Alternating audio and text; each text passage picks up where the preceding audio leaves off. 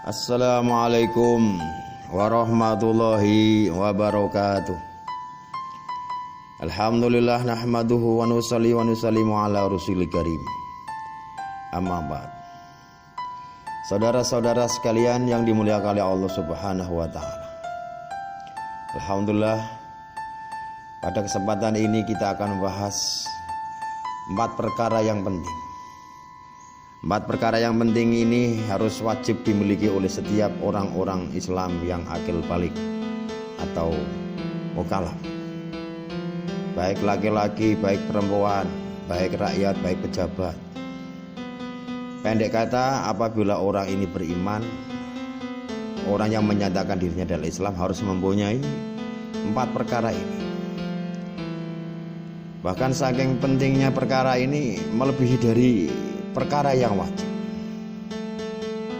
termasuk sholat, termasuk puasa, haji, dan lain sebagainya. Karena apa? Seperti sholat, seperti puasa, seperti zakat, haji, ini ada udzur, ada sesuatu yang boleh ditinggalkan sebab karena halangan syar'i. Seperti sholat, seorang perempuan yang haid, maka justru kalau melakukan sholat hukumnya haram. Demikian juga puasa, apabila dia melakukan juga haram. Apalagi haji, harus ada kemampuan baik secara fisik ataupun secara batiniah. Secara fisik ada sangune, ada sangunya. Kemudian apabila dia dalam batin adalah orang ini sehat lahir dan batin. Dan yang keempat adalah ikhlas atau istikhlas. Nah, dari perkara 4 ini harus ada melekat pada diri seorang muslim yang mukallaf.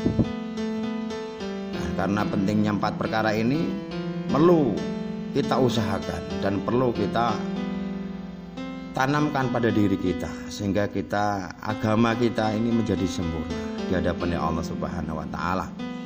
Walaupun dalam pelaksanaannya adalah mengikuti dari kemampuan kita.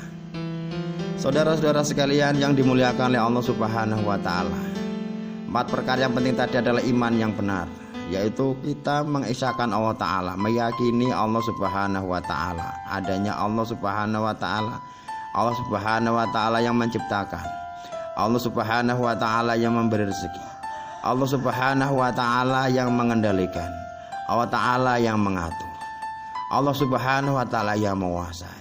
Hidup kita, mati kita, sehat kita, sakit kita, semuanya dikendalikan oleh Allah Subhanahu wa taala.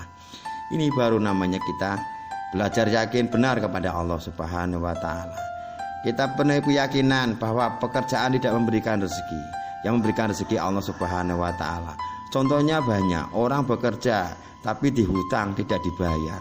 Ini juga namanya bahwa rezeki bukan dari pekerjaan tapi dari Allah Subhanahu wa taala. Banyak orang yang sakit masuk ke rumah sakit. Ada orang berpendapat saya sehat dengan rumah sakit, tapi ternyata masuk ke rumah sakit tambah penyakitnya parah walaupun banyak yang sembuh. Artinya apa? Kita menta'allukan diri kepada Allah Subhanahu wa taala. Hadirin yang dimuliakan oleh Allah Subhanahu wa taala, saudara-saudara yang dirahmati Allah Subhanahu wa taala. Tapi 4 perkara penting ini harus ada di diri manusia, harus ada di diri orang Islam maksudnya, orang mukallaf. Di mana saja, di pasar, di kantor, di mana saja, di jalan, di tempat pariwisata, bahkan di masjid ataupun di WC, 4 perkara ini harus ada. Ya, ini kalau di WC misalnya di tempat toilet, maka yang tadinya sunnah bisa menjadi haram. Seperti kita membaca surat Al-Quran di WC, ini menjadi hukumnya haram, tidak boleh ya. Akan tapi ini harus ada di diri manusia 4 perkara penting ini. 4 perkara penting itu apa? Yang pertama adalah iman shahihah, iman yang benar kepada Allah Subhanahu wa taala. Yang kedua, kaifiyah shahihah, cara hidup yang benar, yaitu dengan caranya mengikuti hidupnya baginda Rasulullah sallallahu alaihi wasallam. Yang ketiga adalah akhlak. Ya, di WC, di pasar, di kantor. Akhlak ini harus bermasyarakat, bertetangga, bertamu. Ini akhlak harus ada. Bahkan ancamannya adalah kalau kita ini tidak menghormati tamu, ancaman adalah kita adalah bagian dari orang yang tidak beriman. Allah Subhanahu wa taala berfirman, A'udzu billahi minasyaitonir rajim. Wa idz qala Luqmanu libnihi wa huwa ya'iduhu ya bunayya la tusyrik billah inna syirka ladzulmun 'adzim. Dan ingatlah ketika Luqman berkata kepada anaknya, ketika dia memberi pelajaran kepadanya, wahai anakku, janganlah engkau mempersekutukan Allah. Sesungguhnya mempersekutukan Allah adalah benar-benar kezaliman yang besar. Kita nisbatkan semua yang kita lakukan adalah kepada Allah Subhanahu wa taala. Sehingga keyakinan kita, hidup kita, keimanan kita menjadikan sempurna, menjadikan benar iman yang benar kepada Allah Subhanahu wa taala. Maka iman ini harus ada di kita, baik kita di pasar, baik kita di kantor. Apabila kita di pasar, maka tercegah daripada kita manipulasi. Kalau kita misalnya di kantor, kita mencegah daripada korupsi. Kalau kita misalkan di jalan, kita mencegah dari pandangan dan lain sebagainya. Maka akan muncul sebuah keimanan yang benar pada Allah Subhanahu wa taala. Saudara-saudara sekalian yang dimuliakan oleh Allah Subhanahu wa taala, yang kedua adalah bagaimana cara hidup, mengikuti cara hidupnya Rasulullah SAW. Walaupun kita ini tidak menjalankan 100%, tidak menjalankan sesempurna yang telah dikerjakan oleh baginda Rasulullah, paling tidak kita niat untuk mengamalkan segala sunnah-sunnahnya baginda Rasulullah SAW. Bagaimana tata cara hidup Rasulullah SAW? Yang kemarin kita mengatakan bahwa agama adalah sebuah aturan manusia, baik hidup di dunia untuk menuju ke akhiratnya Allah Subhanahu wa taala, ataupun kita nanti di akhirat juga mengikuti dari kehendaknya Allah Subhanahu wa taala, yaitu dengan cara bagaimana kita di dunia mengikuti cara hidupnya baginda Rasulullah sallallahu alaihi wasallam. Cara hidupnya Rasulullah SAW adalah dimulai dari bangun tidur menjelang tidur lagi, ya, sampai dalam tidurnya itu mengikuti hidupnya Rasulullah sallallahu alaihi wasallam. Bagaimana hidupnya Rasulullah SAW itu melekat pada diri kita. Misalnya kita tata cara makan, kita mengikuti sunnahnya Rasulullah SAW dengan tangan kanan, ya, cuci tangan dengan doa, banyak zikir, banyak pikir agama, ya, penuh syukur pada Allah Subhanahu wa taala berrezeki. Kemudian zikir kita mengingati Allah Subhanahu wa taala.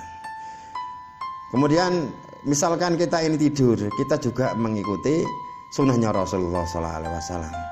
Alangkah meruginya orang yang hidupnya dipenuhi dengan tidur, tapi tidurnya tidak dengan cara sunnahnya Rasulullah.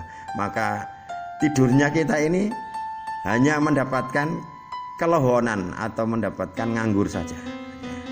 Bayangkan misalkan rata-rata tidur kita ini dalam sehari semalam 8 jam, maka 20 tahun kalau umur kita itu 60 tahun berarti kita habiskan hanya untuk tidur. Jangan sampai saudara sekalian, rapot kita besok di hadapan Allah Subhanahu wa taala isinya tidur saja. Tidur lagi, tidur lagi, tidur lagi. Karena apa? Tidurnya tidak mengikuti sunnahnya Rasulullah SAW. Bagaimana kalau apabila tidur kita itu mengikuti Rasulullah SAW, maka tidur kita akan dihitung pahala. 20 tahun ini walaupun kita hanya tidur saja, tapi dihitung ibadah oleh Allah Subhanahu wa taala. Karena apa? Dengan cara mengikuti sunnahnya baginda Rasulullah SAW. Sunnah-sunnah Rasulullah SAW, ada sunnah surah, yaitu bagaimana jasad bentuknya Rasulullah, bagaimana pakaiannya Rasulullah, bagaimana keadaan Rasulullah memotong kuku, memotong kumis, kemudian memelihara janggut yang mampu, ya. Kemudian demikian juga tata cara kita dalam beribadah kepada Allah Subhanahu wa taala secara mahdhah, baik itu sholat, baik itu puasa ataupun haji, kita mengikuti bagaimana Rasulullah melakukannya, melaksanakannya. Karena apabila kita tidak mengikuti caranya Rasulullah, maka ibadah kita ini akan tertolak oleh Allah Subhanahu wa taala. Saudara-saudara sekalian yang dimuliakan oleh Allah Subhanahu wa taala. Kemudian yang paling hebat lagi adalah ibadah sosial, yaitu bagaimana kita mempunyai akhlak seperti akhlaknya Rasulullah, baik cara berkeluarga, baik cara bermasyarakat, cara bertetangga. Maka apabila kita mengikuti cara hidupnya Rasulullah SAW, maka kita akan mendapatkan kebahagiaan. Atiullaha wa rasulah faqad faza fawzan 'azima. Barang siapa taat kepada Allah dan Rasulnya, dia akan mendapatkan keberuntungan yang agung. Saudara-saudara sekalian yang dimuliakan oleh Allah Subhanahu wa taala. Demikian hadirin sekalian. Maka akhlak ini, walaupun kita ini orang yang sedang udzur menjalankan ibadah syar'i, misalnya sholat ataupun melakukan ibadah puasa karena udzur sakit, karena udzur daripada tua. Sebagai contoh misalkan wanita, kemudian ada udzur daripada haid, nifas dan sebagainya, sehingga dia tidak melakukan ibadah tadi seperti puasa, seperti sholat. Maka akhlak ini pun tetap harus ada. Dia harus berbaik, budi pekerti kepada keluarganya, kepada pasangan suami istrinya, atau kepada tetangganya, dan kepada bermasyarakat tetap harus berakhlak yang baik, harus berakhlak yang karimah. Demikianlah hadirin sekalian yang dimuliakan oleh Allah Subhanahu wa taala. Maka penting sekali walaupun akhlak, apabila kok ini tidak dijalankan, maka bisa mengurangi daripada keimanan kita kepada Allah Subhanahu wa taala. Seperti sabda-sabdanya baginda Rasulullah SAW, "Mangkana yu'minu billah wal yaumil akhir wal yukrim dhaifah wal yukrim jaro."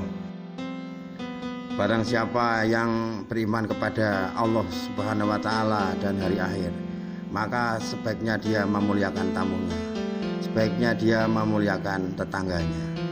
Ini jelas bahwa apabila orang ini tidak baik hubungan akhlaknya dengan tetangga, dengan tamunya, cara bermasyarakat kurang baik, maka dikatakan bahwa belum dikatakan sempurna iman seseorang. Maka apabila kita ini sudah bisa menjalankan akhlak yang benar, maka akan terjadi kedamaian, terjadi kesentosaan, saling hormat menghormati, saling menjaga, dan saling sayang menyayangi di antara umat Islam. Maka apabila ini bisa berjalan dengan akhlak yang baik, baik kita ini di kantor, baik itu kita di pasar, baik kita di masjid, baik kita ini bertetangga, baik ini kita berkeluarga, dengan menjaga akhlak yang baik dan benar sesuai kehendak Allah Subhanahu wa taala, dengan mencontoh metode kehidupannya Rasulullah SAW, maka kita hampir-hampir mendekati iman yang sempurna. Saudara sekalian yang dimuliakan oleh Allah Subhanahu wa taala. Kemudian perkara yang keempat adalah ikhlas. Bagaimana semua orang muslim yang mukallaf ini dituntut bagaimana bisa beribadah, bisa menjalani kehidupan ini dengan ikhlas. Allah Subhanahu wa taala berfirman, A'udzubillahi minasyaitonirrajim. Wa ma umiru illa liya'budullaha mukhlishina lahuddin hunafa wa yuqimus sholata wa yutuz zakata wa dzalika dinul qayyimah. Padahal mereka hanya diperintah menyembah Allah dengan ikhlas, mentaatinya semata-mata karena menjalankan agama, dan juga agar melaksanakan salat dan menunaikan zakat, dan yang demikian itulah agama yang lurus. Itulah ikhlas. Mana dari ikhlas adalah memurnikan, yang mana segala amal perbuatan, amal ibadah kita yang dipersembahkan kepada Allah Subhanahu wa taala hanya semata-mata karena minta ridho dari Allah Subhanahu wa taala, sehingga amal kita ini terhindar dari sifat sum'ah, ingin didengar orang, dari sifat riya, ingin dilihat orang. Sehingga apabila kita ibadah kita ini kok sudah ikhlas semata-mata karena minta ridho dari Allah Subhanahu wa taala, fa insyaallah amalan-amalan kita akan bernilai baik dan bernilai positif di hadapan Allah Subhanahu wa taala. Nah, yang paling penting di masalah ikhlas itu adalah bagaimana kita bisa menjaganya.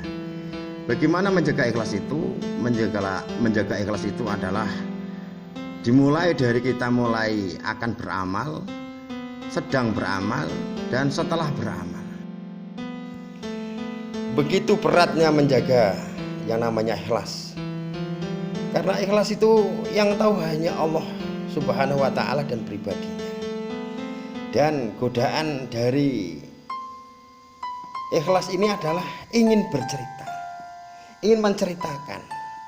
Makanya yang namanya menjaga ikhlas itu dari awal mau beramal, ketika beramal, kemudian setelah beramal, banyak orang tergelincir karena amalnya oleh rayu tipu daya syaitan, sehingga yang tadinya kayak ikhlas menjadi tergelincir sehingga tidak ikhlas.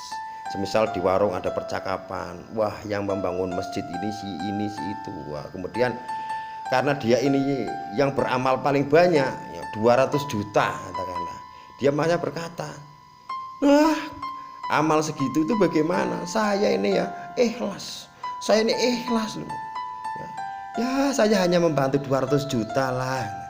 Tapi nadanya demikian karena ingin dipuji orang, ingin didengar orang, sum'ah, ingin dilihat orang, riya atau pamer. Nah, maka pahalanya yang tadinya ini sudah digantungkan di langit, maka dengan sum'ahnya, dengan riyaknya, dengan pamernya ini sehingga menjadi hangus.